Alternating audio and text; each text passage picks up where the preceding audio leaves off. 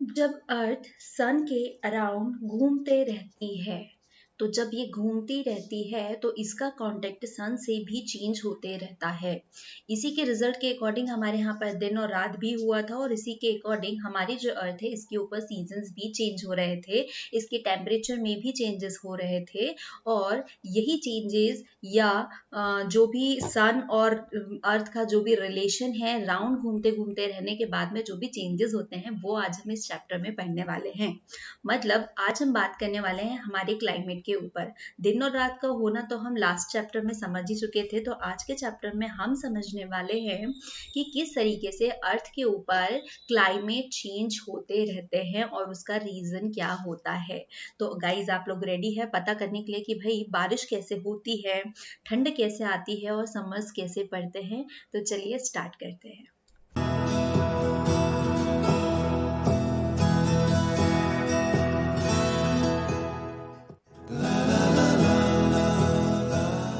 आज का जो चैप्टर है हमारा वो है इंडिया का climate, vegetation and wild life. ना सिर्फ आज हम हमारे यहाँ के क्लाइमेट के ऊपर बात करेंगे, इवन यहाँ का जो वेजिटेशन है वो भी देखेंगे कि आसपास हमारे सराउंडिंग किस तरीके से है, और हमारे यहाँ की जो वाइल्ड लाइफ है उसे भी हम पढ़ने वाले हैं। तो फटाफट एक क्विक नजर डाल लेते हैं कि आज के चैप्टर में क्या क्या चीजें स्पेशल होने वाली है जो हम स्पेशली पढ़ने वाले हैं। Climate and season of India, कि हमारे यहाँ का क्लाइमेट कैसा है और कितने सीजन्स हमारे यहाँ पर चलते हैं। Factor determining the climate condition, natural vegetation and its type, and wildlife of India, its protection and its important to. हम ये सारी चीजें आज के चैप्टर में कवर करने वाले हैं। अब आपको पता है कि हमने इतने पूरे वर्ड में, मैं बार बार इसी बॉल को ला रही हूँ, I don't have a globe right. तो जब हम वर्ड में पढ़ रहे थे तो हम इंडिया तक के तो आ गए थे। लास्ट वाले चैप्टर में हमने पढ़ा था इंडिया का political and geographical condition, correct. तो जो जियोग्राफिकल कंडीशन पढ़ी थी तो आपको याद होगा कि हमारी जो अर्थ है वो, सॉरी, जो हमारा इंडिया है या अर्थ बोल सकते हैं कि वो सेम तो है नहीं, हर जगह अनइवन है। उसमें जो उसका जो फिजिकल जो स्ट्रक्चर है वो भी एक जैसा नहीं बना हुआ है, तो वो भी डिफरेंट काइंड का बना हुआ है। तो हर जगह का क्या होगा कि अलग अलग इफेक्ट भी पड़ेंगे। तो हमारा जो फिजिकल स्ट्रक्चर है इंडिया का, तो वो भी हमारे क्लाइमेट को कहीं ना कहीं असर डालता ही है। और हमारे यहाँ पर हमने इस चैप्टर में ये भी पढ़ा था कि हमारे यहाँ कितनी ज्यादा डाइवर्सिटीज है। ठीक है, डाइवर्सिटीज हम देखें चाहे वो किसी भी फैक्टर सेक्टर, मतलब किसी भी एरिया में आप देख सकते हो। हमारे अगर हम वाइल्ड लाइफ के ऊपर बात करते हैं तो हम सिर्फ वाइल्ड लाइफ के ऊपर ही बात नहीं कर सकते। सॉरी, जल्दी में मेरा वाइल्ड लाइफ जो है वो वाइल्ड लाइफ प्रोनाउंस हो रहा है, बट इट्स वाइल्ड लाइफ। अगर हम सिर्फ वाइल्ड लाइफ के ऊपर बात करें तो हमें कहीं ना कहीं वेजिटेशन के ऊपर भी जाना पड़ेगा, और जब हम वेजिटेशन के ऊपर बात करते हैं तो हमें अपने क्लाइमेट के ऊपर भी जाना ही पड़ेगा। क्योंकि अगर आप सिंगल किसी एक की स्टडी करें तो दैट्स नॉट पॉसिबल कि आप सिर्फ वाइल्ड लाइफ की स्टडी कर लीजिए या वेजिटेशन की स्टडी कर लीजिए या आप क्लाइमेट की स्टडी कर लीजिए, क्योंकि एक दूसरे से बंधे हुए हैं और आपस में एक दूसरे को बांध के रखते हैं। अगर आपका थोड़ा सा भी इम्बैलेंस वेजिटेशंस में होता है तो इसका मतलब यहाँ पर आप इम्बैलेंस कर रहे हो तो इसका रिजल्ट आपको तुरंत यहाँ देखने को मिलेगा और इसी का यहाँ पे भी देखने को मिलेगा। अगर आपका क्लाइमेट थोड़ा भी उसमें कुछ गड़बड़ होती है तो क्या होगा, हमारे यहाँ का वेजिटेशन अच्छा नहीं होगा और उसी का कहीं ना कहीं इफेक्ट जो है वो किसके ऊपर, वाइल्ड लाइफ के ऊपर पड़ेगा। इट मीन कि आप इन तीनों में से किसी एक को भी इम्बैलेंस करते हैं। अगर आपने इसको इम्बैलेंस किया तो ये भी इम्बैलेंस हो जाएगा और ये भी इम्बैलेंस हो जाएगा। इसे किया तो बाकी दो हो जाएंगे और इसे किया तो ये बाकी दो जो है ये बुरा मान के रूठ जाएंगे। तो आप कह सकते हैं कि ये तीनों जो है वो बेस्ट फ्रेंड है। ये तीनों एक दूसरे के बिना भी नहीं रह सकते। मतलब जो नेचर का जो बैलेंस है ना, जो संतुलन बनाए रखा है, तो वो तीनों मिलकर के बनाए रखते हैं। ठीक है, अगर हम यहाँ पर अब आप कहेंगे कि मैम वाइल्ड लाइफ यूज किया है पर इंसानों को यूज नहीं किया है, तो भाई इंसान ही तो वो है जो इन सबकी केयर करके रख के चल सकता है। ठीक है, गॉड ने सबसे इंटेलिजेंट जो है वो किसे बनाया है, इंसानों को बनाया है। तो हमारी रिस्पॉन्सिबिलिटी बनती है कि हम इन तीनों को बैलेंस बना के रखें ताकि हमें एक अच्छा सा सुंदर सा जो पिक्चर है वो मिलते रहे। ठीक है, तो हमारे यहाँ मतलब सबसे ज्यादा अगर इन्वायरमेंट में देखें तो ये तीनों जो है वो इम्पोर्टेंट है, तीनों का बैलेंस बनाए रखना इम्पोर्टेंट है। अदरवाइज हमारे हाथ से बाकी चीजें भी जो है वो हटते जाएंगी। तो अब हम शुरुआत करते हैं एक एक से तीनों को पढ़ना, क्योंकि तीनों ही हमारे इन्वायरमेंट के लिए लिए इम्पोर्टेंट है, तो तीनों को ही हमें डिटेल से पढ़ना पड़ेगा और तीनों के ही असर एक दूसरे के ऊपर पड़ते हैं। देखो अब असर कैसे एक दूसरे के ऊपर डालते हैं, तो इन्फ्लुएंस ही मैं सबसे पहले आपको समझा दूं कि इन्फ्लुएंस क्या होता है ह्यूमन लाइफ के ऊपर। देखो क्योंकि ये तीनों आपस में ही मदद करेंगे। अगर हमारे यहाँ का क्लाइमेट अच्छा नहीं है, ठीक है, क्लाइमेट की बात करें तो एक्चुअल में क्लाइमेट क्या होता है ये बताओ तो सीजन्स, मैं आपको पहले डेफिनेशंस बता दूं कि हमारे का वेदर अगर ठीक नहीं है तो हम किसी एक पर्टिकुलर वेदर के अकॉर्डिंग नहीं जा सकते। आए दिन हमें दिक्कत होती है कि भाई बहुत ज़्यादा ठंड पड़ रही है तो बहुत ज़्यादा बारिश हो रही है तो बहुत ज़्यादा गर्मी पड़ रही है, तो इसका बैलेंस होना भी उतना ही इम्पोर्टेंट है ना। तो क्लाइमेट बैलेंस होगा तब हम अच्छे से रह पाएंगे। जब क्लाइमेट अच्छा है तो इसका फर्क जो है वेजिटेशन, जो वनस्पति है, जो पेड़ पौधे हैं, इसके ऊपर भी पड़ता है।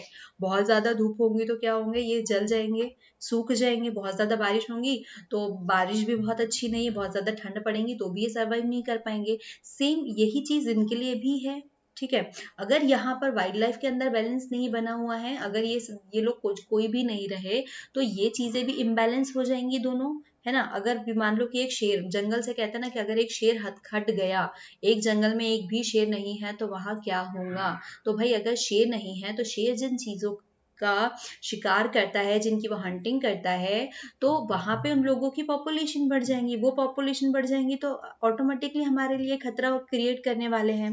तो जाहिर सी बात है कि अगर आप तीनों के बीच में बैलेंस लेके चल रहे, बीच में संतुलन बनाए रख रहे हो, तो ही आप इस पिक्चर को देख सकते हो। तभी इन्वायरमेंट में एक बैलेंस्ड पिक्चर जो है वो बन सकती है और हम उसमें रहने लायक हो सकते हैं। तो कहते हैं ना सेव नेचर, तो इसलिए कहा जाता है सेव नेचर। अब भाई एक एक पॉइंट को पढ़ना तो इम्पोर्टेंट होगा ही, क्योंकि हमारे पास में सभी जो है तीनों ही अपने अपने इम्पोर्टेंट रोल प्ले कर रहे हैं। ऐसा नहीं है कि कोई बहुत ज्यादा एक के परसेंटेज ज्यादा है और दूसरे जो है वो कम, उसका उसमें क्या है मतलब कंट्रीब्यूशन है, सभी इक्वली कंट्रीब्यूट कर रहे हैं। तो अब हम स्टार्ट करने वाले हैं क्लाइमेट से। तो भाई क्लाइमेट क्या होता है, आए दिन हम फोन पे एक दूसरे से पूछते रहते हैं ना कि भाई तुम्हारे यहाँ का मौसम के क्या हाल चाल है। ठीक है, हमारे यहाँ तो बारिश हो रही है, हमारे यहाँ धूप पड़ रही है, हमारे यहाँ सर्दी है। अच्छा हमारे यहाँ सर्दी है, तुम्हारे यहाँ बारिश हो रही है। यहाँ तो बहुत कड़कड़ाती धूप खिल रही है और तुम्हारे यहाँ पर बारिश कैसे हो रही है।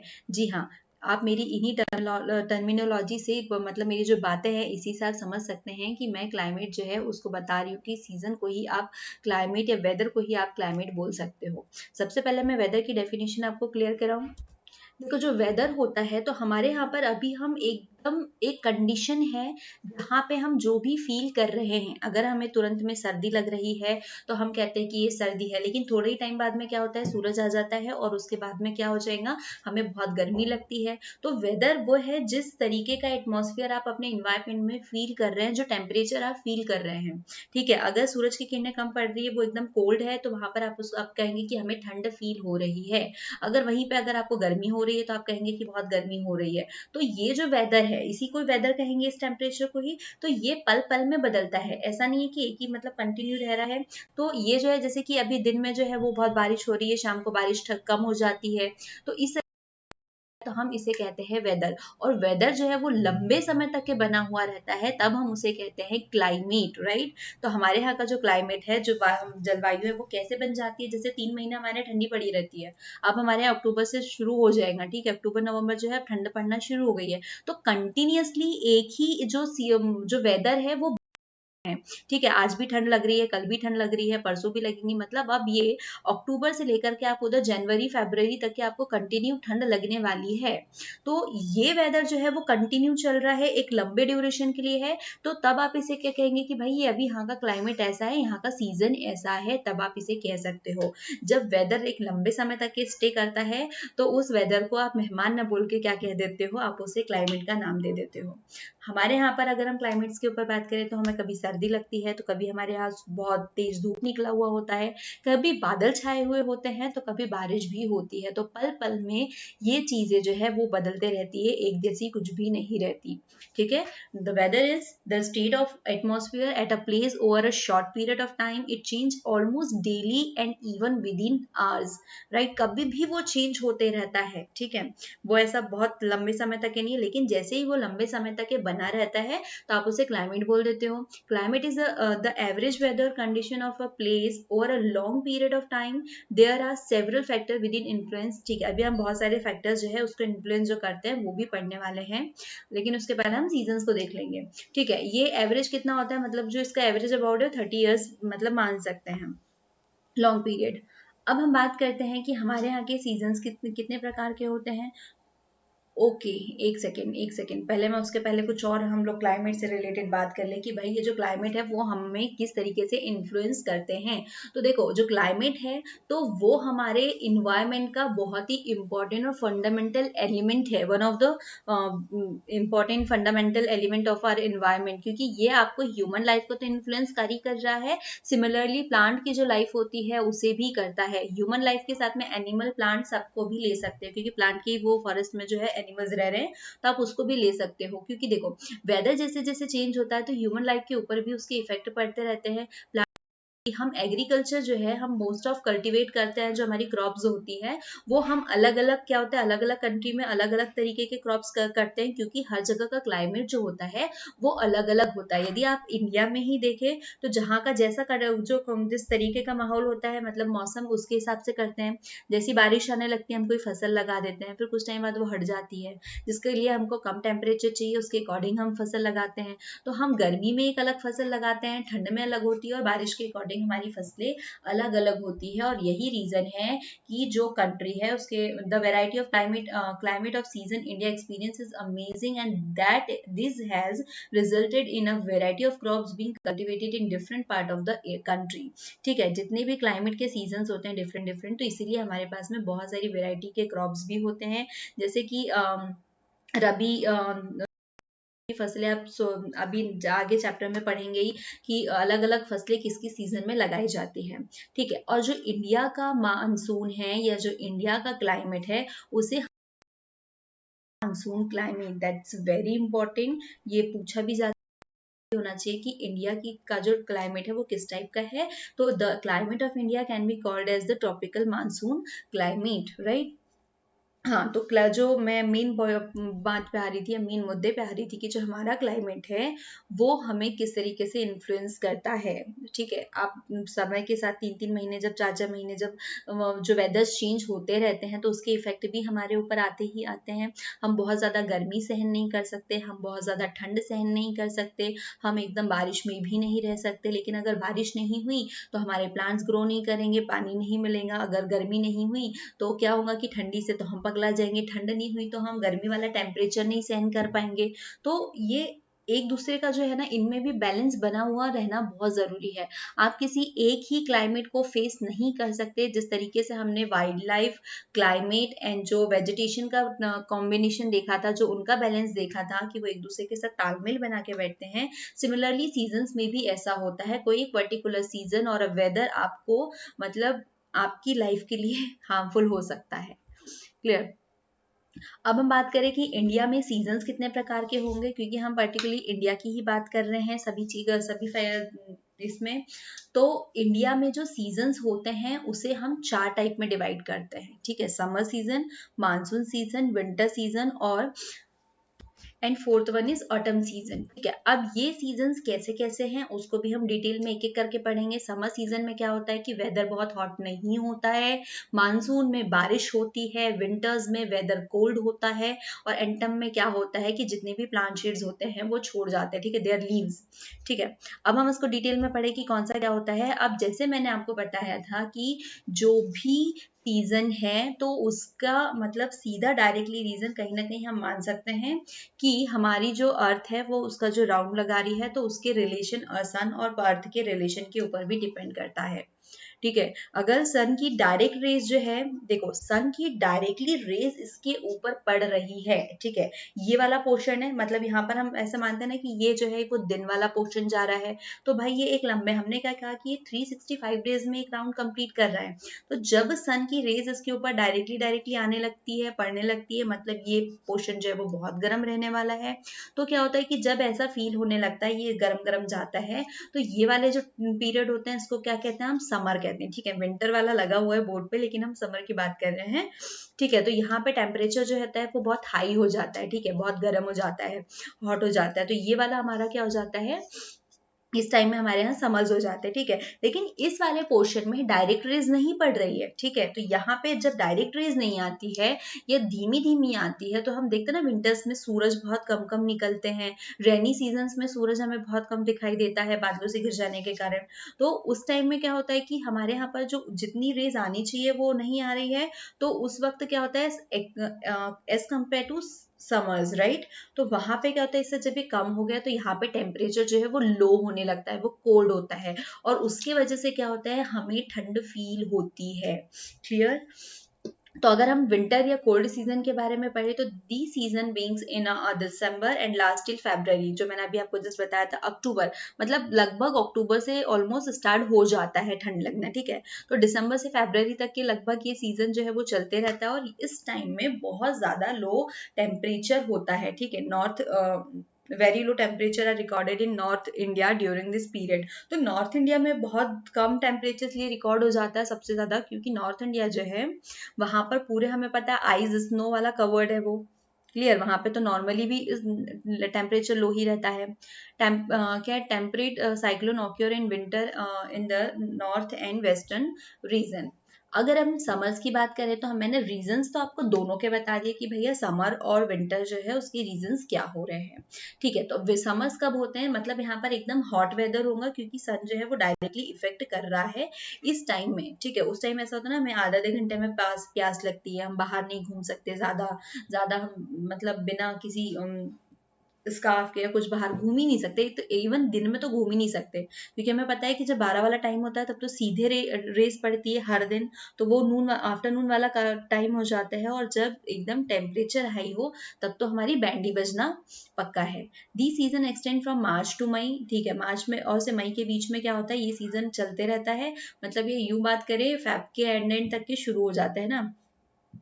और इसमें क्या होगा कि इसमें इसका जो टेम्परेचर है इस ड्यूरेशन बहुत ज़्यादा गर्म रहेगा, ठीक है। Temperature are high throughout the country and hot dry wind called loo blow in northern India. अब यहाँ पे इस टाइम में जो है लू लू सुनिए ना, कहते हैं मम्मी वगैरह कहती है बाहर मत जाओ, लू लग जाएंगी, ऐसा मत करो वो मत करो। हमें प्याज रखने के लिए दिए जाते हैं जेब में कि आप इसको लेके जाओ तो ये प्रोटेक्ट करेगा, आपको लू नहीं लगने दी जाएंगी। तो क्या होता है, जब देखो नॉर्मली हवाएं तो चलती है, लेकिन बहुत ज्यादा जब टेम्परेचर होता है तो उस टाइम में जो हवा चलती है वो एकदम हाई टेम्परेचर को लेकर के चलती है, और एकदम हॉट विंड्स जो होती है ना, हॉट ड्राई विंड्स, वो चलती है, और इसको हम लो ब्लू कहते हैं इन नॉर्थन इंडिया, ठीक है। ओके। नेक्स्ट आता है रेनी सीजन। अब रेनी सीजन और साउथ वेस्ट मानसून भी बोल सकते हैं इसको। तो मानसून कैसे होता है, सबसे पहले तो ये देखें, यहाँ पर मैं बहुत ज्यादा डिटेल में नहीं बताऊंगी, लेकिन फिर भी थोड़ी बहुत कोशिश करूंगी कि यहाँ पे फटाफट समझ ले, क्योंकि अभी हम सीजन्स पढ़ रहे हैं। देखो, जून से सितंबर के बीच में, मतलब जून वाला एरिया आता है लगभग, तो हमारे यहाँ क्या होती है, मतलब जून में गर्मी वर्मी खत्म होने लगती है और बारिश का सीजन जो है वो लगभग ऑलमोस्ट चालू हो जाता है। तो जून में क्या होता है, जो टेम्परेचर होता है ना, temperature in north India is very high resulting in low pressure. कि लो प्रेशर के वक्त वहां पर क्या होगा कि जून में टेम्परेचर जो है वो बहुत ज्यादा होता है। तो अब यहाँ का जो मॉइस्चर होता है ना, वो क्या होता है कि यहाँ की जो विंड्स है, तो साउथ वेस्ट में क्या होता है, देखो साउथ वेस्ट से ये वाले एरिया से ये जो हवाएं होती है, तो हवा लेकर के निकल जाती है यहाँ की जो नमी होती है, क्योंकि ये पूरा मतलब कौन सा अरेबियन सी वाला एरिया है। तो यहाँ से जब हवा लेकर के वो जो नमी लेकर के निकल जाती है, तो आगे चल के जब ये पहाड़ों से टकराती है, तो पहाड़ों से टकराने के रिजल्ट से क्या होता है कि वो जो ओस की बूंदे हैं वो एज अ बारिश जो है वो गिरती है, और हम कहते हैं कि हमारे यहाँ पर क्या होता है, पानी गिरना शुरू हो गया, ये बारिश शुरू हो गई है। These attract moisture laden winds from the southwest. These are called the rainy or the southwest monsoon and bring rainfall to most part of India. This is the most important season in India because क्योंकि बारिश के लिए तो भाई वो पहले के जमाने में पढ़े थे ना कि यज्ञ होते थे, हवन होते थे, बहुत सारी चीजें होती थी, क्योंकि जैसे ही मानसून आएगा तो क्योंकि फसलें जो क्रॉप्स है ना, कल्टीवेशन के लिए हमें पानी की नीड होती थी, और तब पानी के लिए ट्यूबवेल वगैरह की सुविधा नहीं थी, तो हम मतलब मोस्ट ऑफ आश्रित किसके ऊपर है, बारिश के पानी के ऊपर ही डिपेंडेंसी होती थी या होती है। तो इसीलिए ये सबसे इम्पोर्टेंट जो सीजन है, इसलिए कहा जाता है कि इंडिया में सबसे इम्पोर्टेंट सीजन है, क्योंकि हम इसी के ऊपर डिपेंड है। क्लियर। तो आपको एक तरीके से पता चल गया कि बारिश कैसे होती है। क्यों हमने इसे साउथ वेस्ट मानसून कहा है, क्योंकि यहीं से शुरू होकर के आगे बढ़ता है और इंडिया में बारिश होती है। इसी के साथ में एक सीजन इसी के मतलब इसी को लेके हम समझ सकते हैं कि रिट्रीटिंग मानसून क्या होगा, सीजन ऑफ। तो यहाँ पे क्या होता है, अक्टूबर से नवंबर के बीच में सीजन जो होता है। तो इसमें क्या होता है, देखो यहाँ पे हमने क्या देखा था कि इस एरिया से मानसून जा रहा है, ठीक है, देखा था। तो क्या होता है, change in the pressure, the change in pressure condition due to change in temperature lead to the reversal and the monsoon winds, ठीक है। तो ये जो टेम्परेचर चेंज होता है तो इसके वजह से यहाँ पर जो टेम्परेचर है वो रिवर्स होने लगता है। तो अब क्या होता है, नॉर्थ ईस्ट जो है, नॉर्थ ईस्ट से ये नॉर्थ और जो ईस्ट है यहाँ से जो है मतलब वापस से जो रेनफॉल है, ये जो तमिलनाडु का तट है और जो आंध्र प्रदेश है में यहाँ पर बारिश होती है इसके वजह से। अब हम देखेंगे कि हमारे क्लाइमेट को अफेक्ट करने वाले कौन कौन से फैक्टर्स होते हैं। तो हमारा जो क्लाइमेट है तो उसको अफेक्ट करने के लिए कौन कौन से पॉइंट जिम्मेदार है। एक तो भैया latitude, altitude, distance from sea and prevailing winds. तो इन सब के चक्कर जो मतलब ये जो है ना, ये सारे मेन पॉइंट्स ये इफेक्ट करने के रिस्पॉन्सिबल है किसको, क्लाइमेट को, मतलब क्लाइमेट को अफेक्ट कर सकते हैं ये फैक्टर। तो एक एक करके सारे फैक्टर्स को पढ़ते हैं, चलो। अगर हम लैटिट्यूड में बात करें तो हमारे पास में हमें पता है कि हमारा जो पूरा ग्लोब है उसे ट्रॉपिक ऑफ कैंसर जो है वो ईस्ट और वेस्ट से इंडिया को 2 पार्ट्स में डिवाइड कर देता है, क्लियर।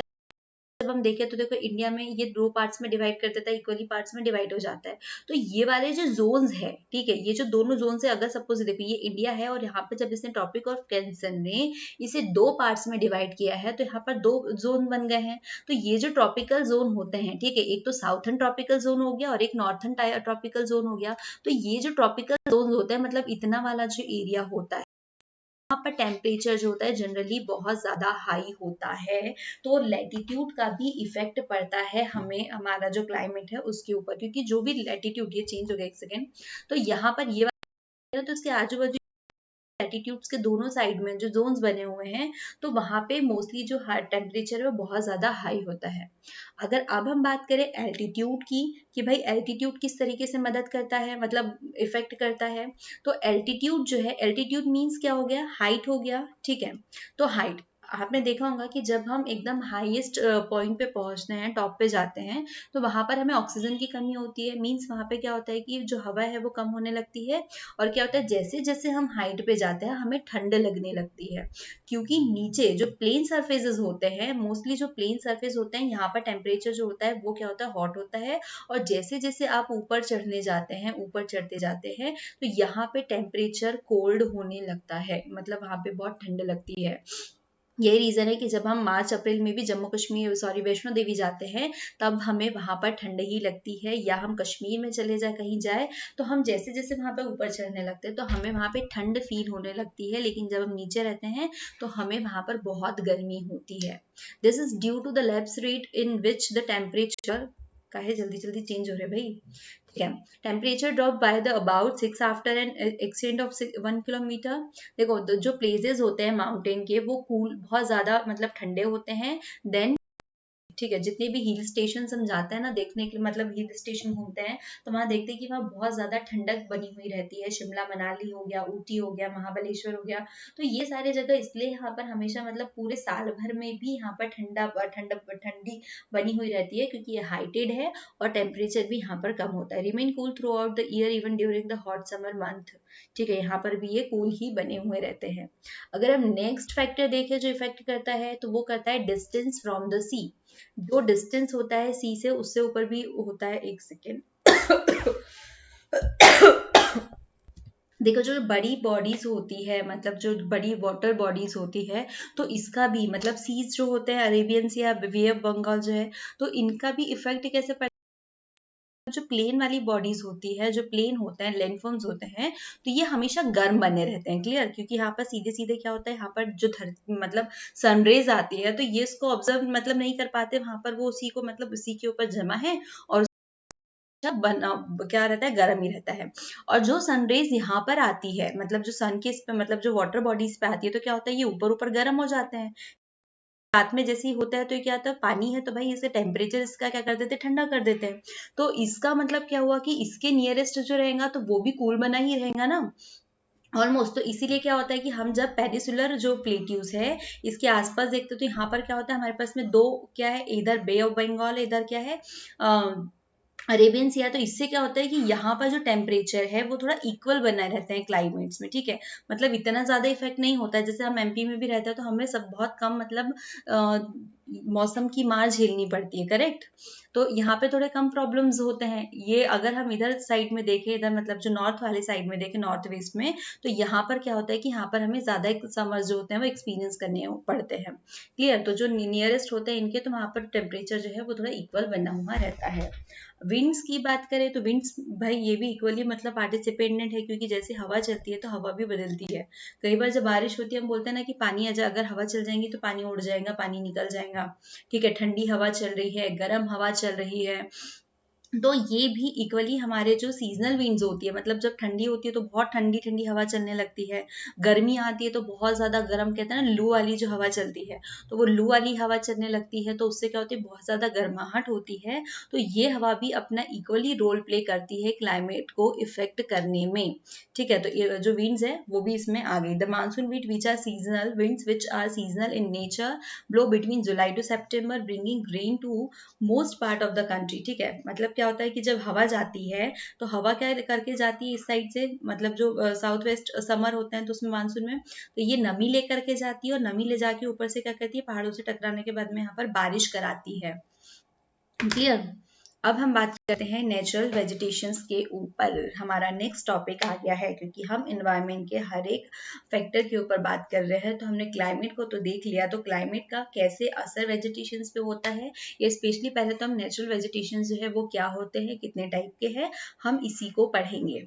देखो, सबसे पहले तो इस टर्म का मतलब समझो कि वेजिटेशन का मतलब क्या होता है। इट मीन पेड़ पौधे, वनस्पति, ठीक है।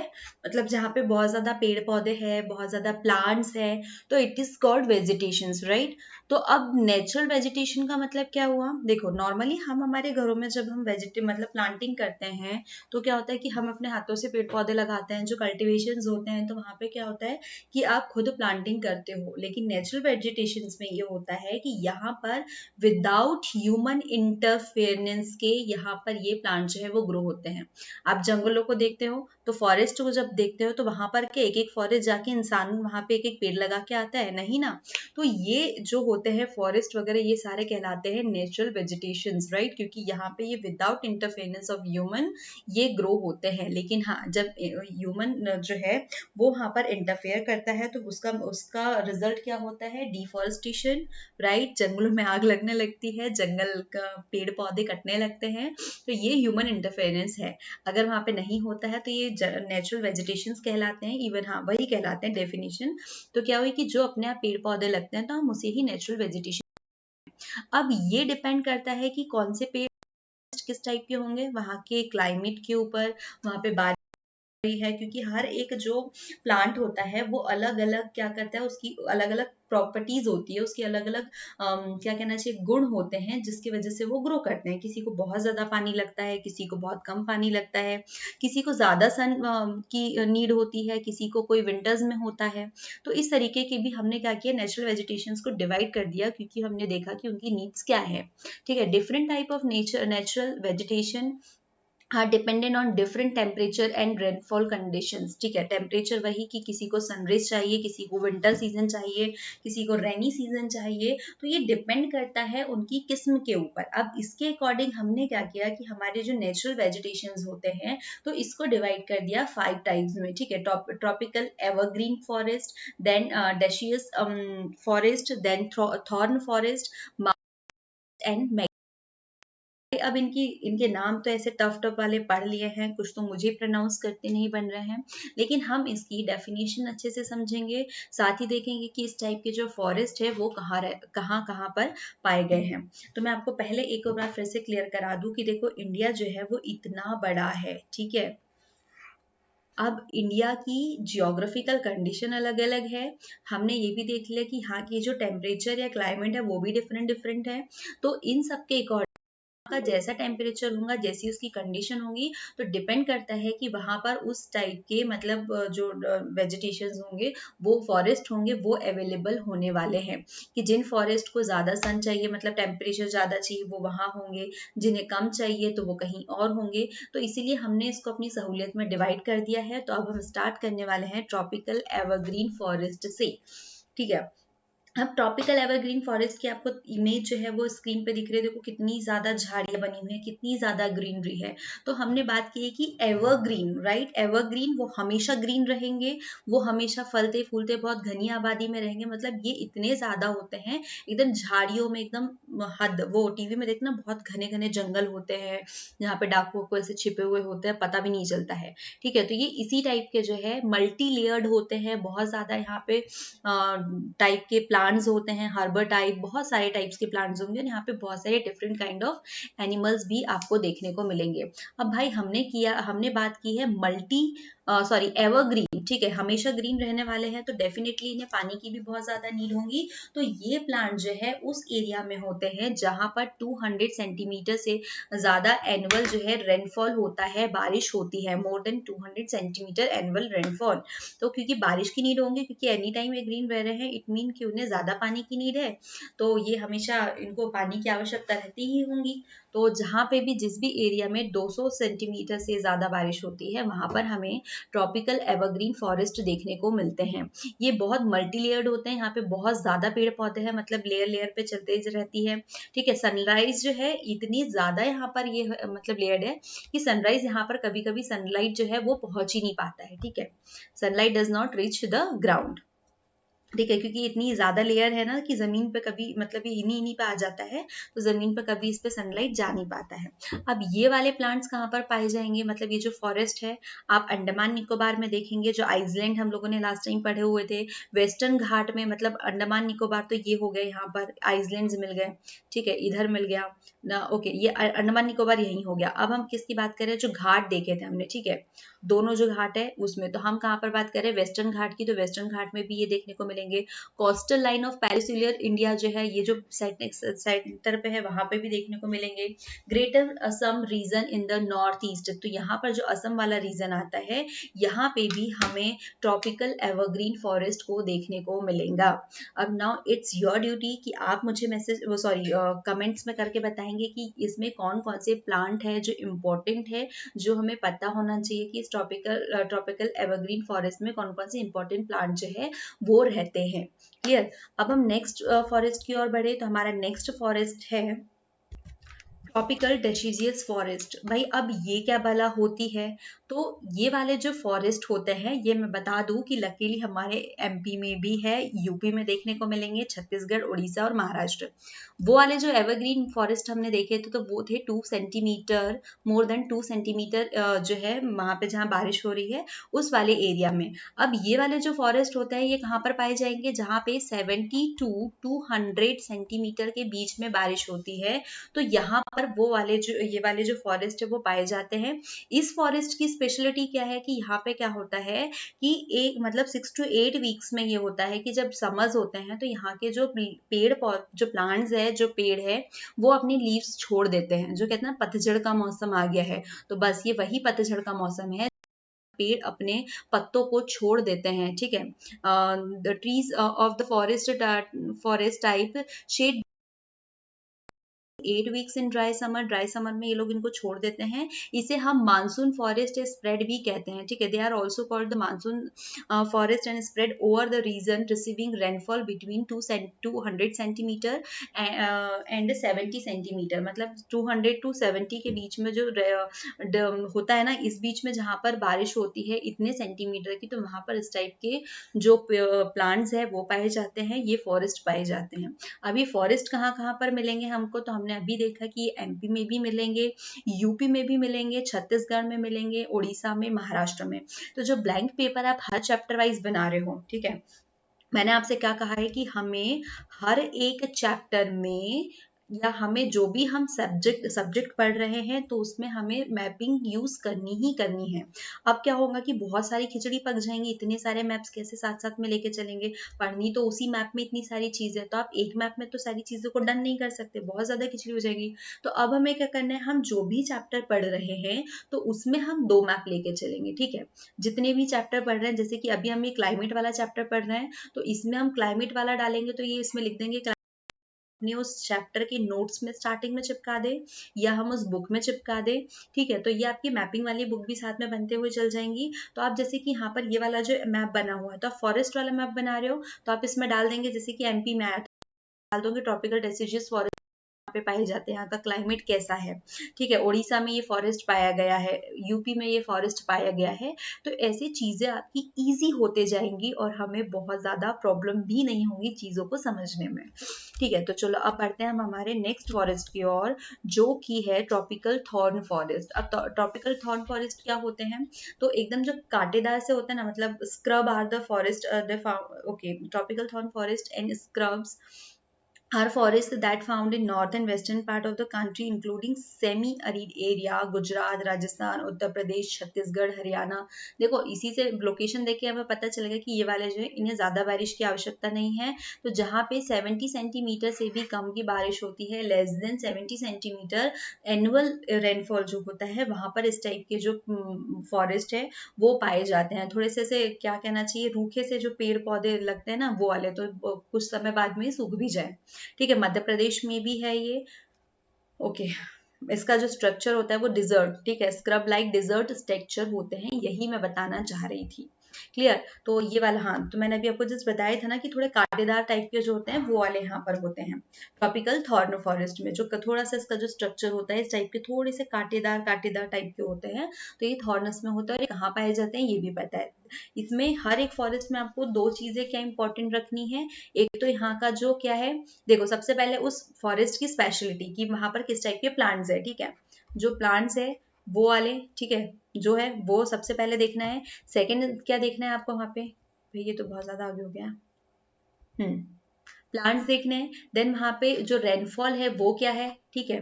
तो वहां का रेनफॉल कितने सेंटीमीटर एनुअल जा रहा है वो देखना है। फिर उसके बाद में वो किन प्लेसेस में मिलता है हमें, तो ये 3 चीजों को आपको हर फॉरेस्ट में लेकर के जाना है, ठीक है। कि 70 सेंटीमीटर से कम का रेनफॉल हो रहा है तो वहां पर किस टाइप के फॉरेस्ट होंगे, जहां पर, ठीक है, ये इस टाइप के आपको सारी चीजों को साथ में नोटिस करते जाना है। नेक्स्ट जो फॉरेस्ट है वो है हमारा माउंटेन फॉरेस्ट। और माउंटेन फॉरेस्ट नाम से ही पता है कि जो माउंटेन वाले एरियाज होते हैं वहां पर माउंटेन फॉरेस्ट होंगे। इट मीन माउंटेन वाला एरिया है तो वो कोल्ड ही होगा। तो जो कोल्डेस्ट एरिया होते हैं, जो माउंटेन वाले एरिया होते हैं, तो वहां पर इस टाइप के जो फॉरेस्ट है वो हमें मिलते हैं। Mountain forest is ecosystem found in mountains. It gets affected by colder climate at moderate elevations, ठीक है। ये हमेशा किससे अफेक्ट होते हैं, कोल्डर जो क्लाइमेट है वहां का उससे अफेक्ट होता है। In these area dense forests are common. In mountain forest rainfall and temperature climate lead to change in natural vegetation. Clear. तो जो रेनफॉल है, टेम्परेचर, क्लाइमेट है, वो नेचुरल वेजिटेशन में इफेक्ट करते हैं माउंटेन फॉरेस्ट में, ठीक है। और यहाँ पर बहुत ज्यादा हमने जब एवरेस्ट पढ़ा था तो वहां देखा था कि हमें कितनी सारी जो नेचुरल औषधियाँ है वो भी मिलती है। अब बात करते हैं मैंग्रोव फॉरेस्ट की। तो मैंग्रोव फॉरेस्ट क्या होता है, और ये बहुत इंपॉर्टेंट क्वेश्चन है कि मैंग्रोव फॉरेस्ट जो है वो क्या है।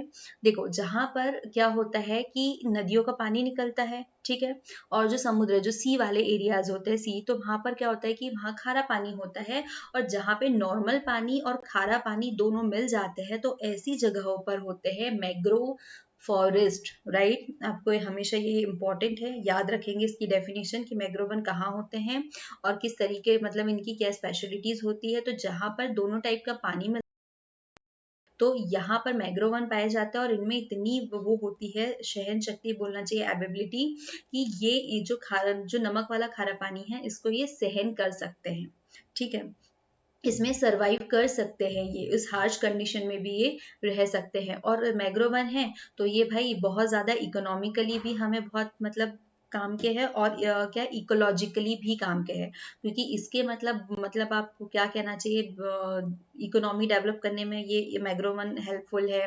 फिर उसके बाद में देखो यहाँ से अभी हमने एक इसका वो पढ़ा कि ये हार्श कंडीशंस में भी सर्वाइव कर लेते हैं।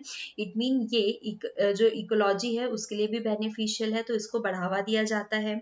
ये अब आपको कहाँ मिलेंगे, अब हमने बात क्या की थी कि सी मतलब जो खारा पानी और जो नॉर्मल फ्रेश वाटर है इन दोनों को मिक्स कर दिया जाता है। इट मीन कि ये हमेशा जो समुद्र किनारे हैं वहीं पर हमें मैग्रोव 1 जो है देखने को मिलते हैं। Mangroves are a special type of vegetation and they are found in the intertidal regions where fresh water and intertidal regions where fresh water and salt water intermixes. In the base okay जितने भी lagoons है, Crick's है, स्टैचुरीज है, तो यहाँ पर ये पाए जाते हैं। और ये क्या होता है कि they are the salt tolerant variety of plants which can survive in harsh condition and they are economically ecologically significant, जो बातें मैं आपको ऑलरेडी बता चुकी हूँ। तो इतने थे हमारे जो फॉरेस्ट के टाइप्स थे, पांचों टाइप्स हमने बहुत अच्छे से समझ लिए।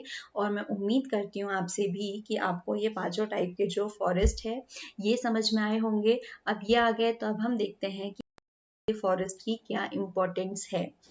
आप पिक्चर देख के पता कर सकते हो, अगर फॉरेस्ट नहीं होंगे तो ये मंकी जो है यहाँ से वहां उछल नहीं सकता है ना। तो फॉरेस्ट जो है इक्वली हमारे लिए, हमारे इन्वायरमेंट के लिए बहुत ज्यादा इंपॉर्टेंट है, क्योंकि ये रहेंगे तभी हम क्लाइमेट को अपनी ओर अट्रैक्ट कर सकते हैं।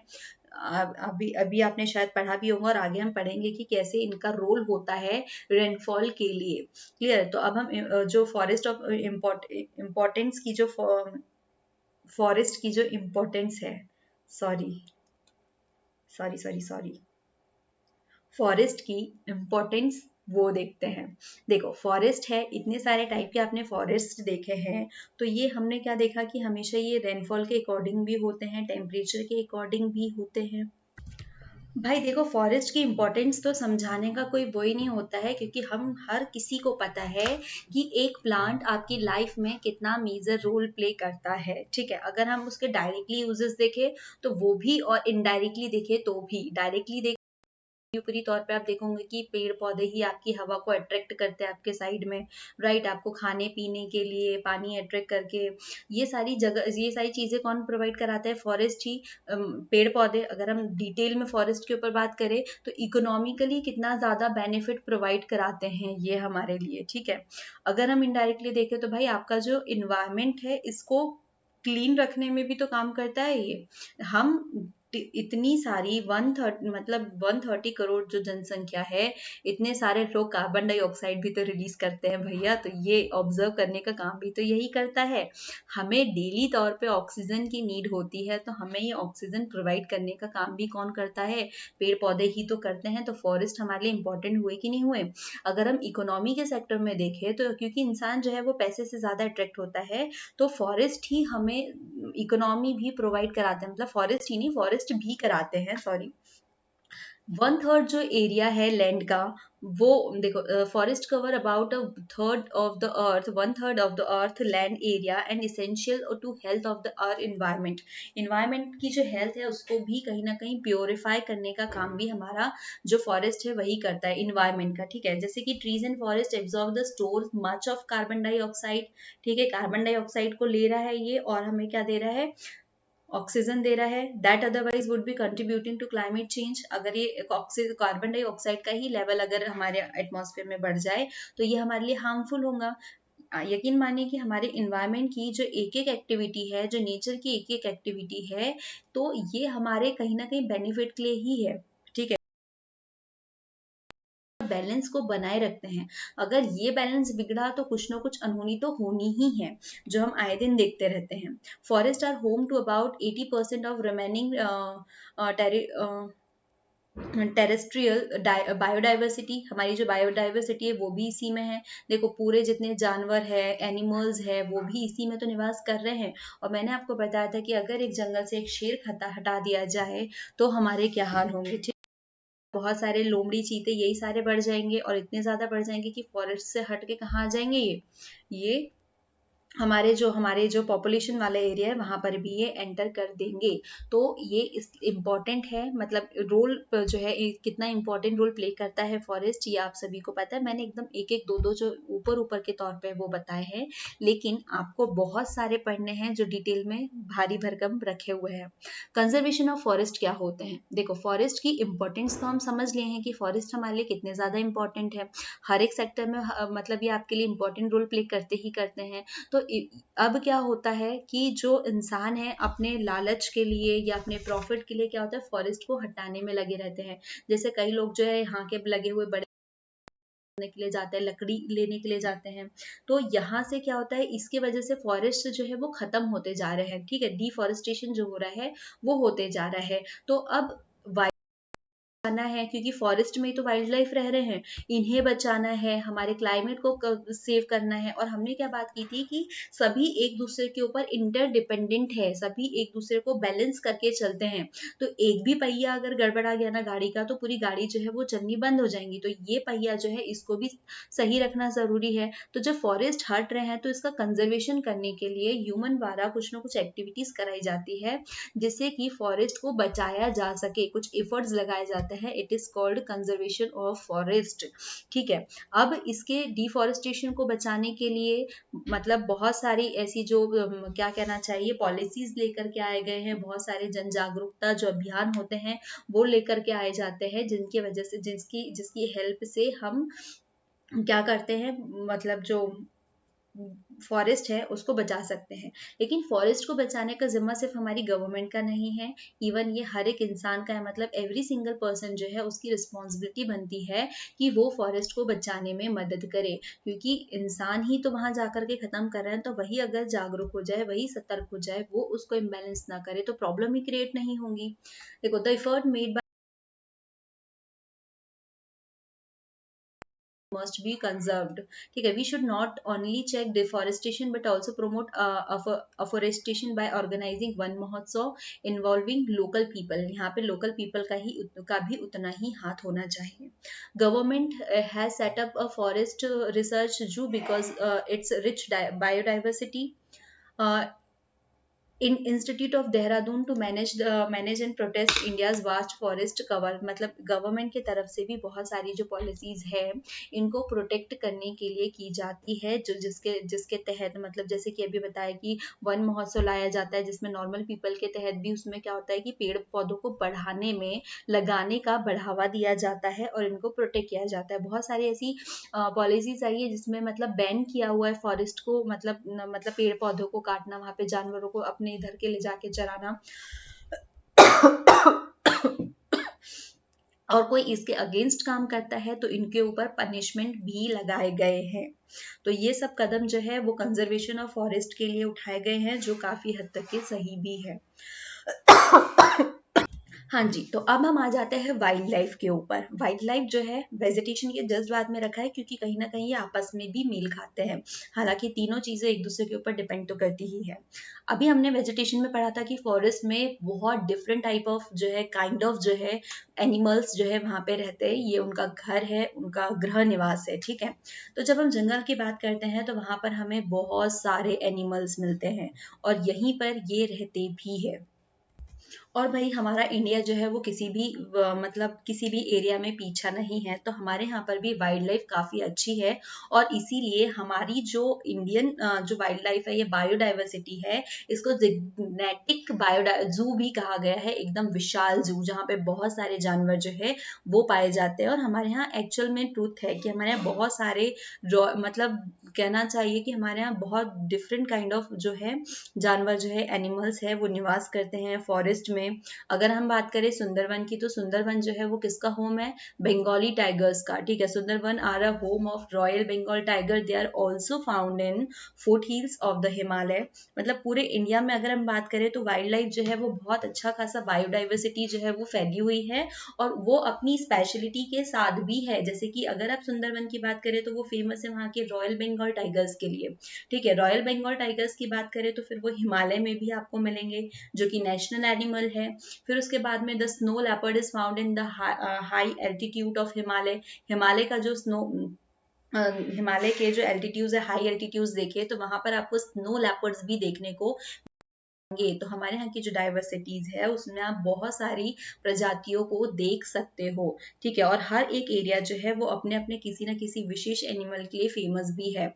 अगर आप बात करें गिर फॉरेस्ट की, गुजरात की, तो वो एशियाटिक लायंस के लिए बहुत ज्यादा फेमस है। और अभी आपने रिसेंटली अगर न्यूज पढ़ी होंगी तो आपको पता होगा कि कूनो राष्ट्रीय उद्यान में या कूनो नेशनल पार्क में हमारे यहाँ अफ्रीकन चीते भी आए हैं, जो अभी तक के थे नहीं। अब हमारे यहाँ कूनो में, कूनो नेशनल पार्क में अफ्रीकन चीतों को भी लेकर के आए गए हैं। डेट कब लाई गई है ये आप मुझे बताएंगे, ठीक है। एलिफेंट्स, अगर हम असम, केरला, कर्नाटका की बात करें तो वो एलिफेंट्स के लिए फेमस है, ठीक है। वहां पर एलिफेंट्स मिलेंगे। तो ऐसे ही पूरे की पूरी इंडिया में हमारे यहाँ बहुत अच्छी बायोडाइवर्सिटी फैली हुई है, और हर एक जो पार्ट है वो किसी ना किसी वहाँ के एनिमल के लिए फेमस भी है। अब हमने बायोडाइवर्सिटी जो है वो भी हमें मतलब कंजर्वेट तो करनी ही पड़ेगी, उसको प्रोटेक्ट भी करना होगा, अदरवाइज ये चीजें खत्म हो जाएंगी। जैसे हमारे यहाँ चीता ही नहीं था, ठीक है, तो हमने चीतों को लाया, ठीक है, वो भी अफ्रीकन चीते बुलाए गए। तो ऐसे ही बहुत सारे ऐसे वाइल्ड लाइफ एनिमल्स है। तो ये वही वाली बात आ जाती है कि अगर एक जंगल में शेर ही नहीं है तो क्या हाल होंगे। तो इसीलिए हर एक जानवर को बचाना भी, हर एक एनिमल को प्रोटेक्ट करना भी हमारी ही जिम्मेदारी है, क्योंकि ये हटे तो हमारा बैलेंस गड़बड़ा जाएगा, ठीक है। धरती पर इंसान जितना ज्यादा जरूरी है उतनी ही ज्यादा वाइल्ड लाइफ भी जरूरी है, ताकि बायोडाइवर्सिटीज को अच्छे से बैलेंस किया जा सके, इन्वायरमेंट को बैलेंस किया जा सके। इसके लिए क्या किया गवर्नमेंट ने, नेशनल पार्क्स बनाए, ठीक है, वाइल्ड लाइफ सेंचुरीज बनाई हैं ताकि जो एनिमल्स हैं उनको प्रोटेक्ट कर सके, उनको प्रिजर्व कर सके, इनकी जो कमी आ रही है वो कमी को दूर कर सके, और ताकि इनको मतलब इनकी जो फैमिलीज है उनको भी बढ़ा सके ताकि ये खत्म ना हो जाए, ठीक है। The government has set up several to protect and preserve these animals, but the effort are not sufficient. Each Indian has to contribute in these effort definitely, क्योंकि बैलेंस बिगाड़ने में भी तो हर एक इंडियन का ही हाथ है, हर एक पर्सन का हाथ है। तो डेफिनेटली इसको प्रोटेक्ट करने में भी हर एक इंडियन का भी हाथ होना ही चाहिए, क्योंकि कोई भी चीज आप अकेले नहीं कर सकते। गवर्नमेंट रिस्ट्रिक्शंस लगा सकती है, बैन कर सकती है, उस पर पनिशमेंट रख सकती है, लेकिन इंसान करना चाहे तो कुछ भी कर सकता है। तो जब तक कि हम अपने आप को नहीं सुधारेंगे, चीजें नहीं संभलेंगी, तो हमें भी अपना कंट्रीब्यूशन देना चाहिए इन सब चीजों को प्रोटेक्ट करने में। अगर हम सोचे कि हम क्यों करें, तो भाई सबसे ज्यादा सेल्फिश है, तो यहाँ पर भी अपनी सेल्फिशनेस देखो कि अगर नेचर गड़बड़ होता है तो उसका हार्मफुल भी हमें ही होगा। तो अपने आप को बचाना है तो हमें नेचर को तो बचाना ही पड़ेगा, ठीक है, क्योंकि नेचर जो है वो इन सब पे डिपेंड करता है, ठीक है। क्योंकि नेचर आपको बहुत अच्छी चीजें प्रोवाइड करा रहा है, बहुत अच्छे तरीके से रख रहा है, तो वो आपके साथ बुरा भी कर सकता है, ठीक है। न्यूटन का थर्ड लॉ ही कहता है कि जब आप मतलब किसी के साथ बुरा बिहेव करेंगे तो वो भी आपके साथ बुरा बिहेव करेगा। तो हम नेचर के साथ अच्छा बिहेव करते हैं, नेचर हमारे साथ अच्छा बिहेव करेंगी। तो हम ना सिर्फ वाइल्ड लाइफ को प्रोटेक्ट करें, कंजर्वेट करें, इवन हम क्लाइमेट को भी करें, हम वेजिटेशंस को भी करें, हमें हमारी पूरी बायोडाइवर्सिटीज को, हमारे इन्वायरमेंट को क्लीन और प्योर रखना ही पड़ेगा। आज के चैप्टर में इतना ही। नेक्स्ट जो भी डाउट होगा आप मुझे कमेंट सेक्शन में बता सकते हैं, हम कोशिश करेंगे कि आपके सारे डाउट्स को क्लियर कर पाए। Thank you.